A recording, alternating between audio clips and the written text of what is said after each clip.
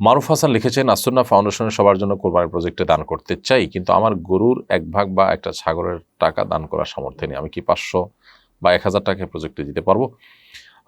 অবশ্যই ভাই মারুফ হাসান, আপনি 500, 1000 বা যে কোনো অ্যামাউন্ট দিতে পারবেন। তবে সেটি আমরা কোরবানিতে খরচ করব না। আমাদের সবার জন্য কোরবানির প্রজেক্টের ওখানে আপনি আমাদের ওয়েবসাইটে গেলে দেখবেন যে সেখানে গরুতে 1 ভাগের দাম এত, একটা ছাগলের মূল্য এত, এটা যেমন আছে।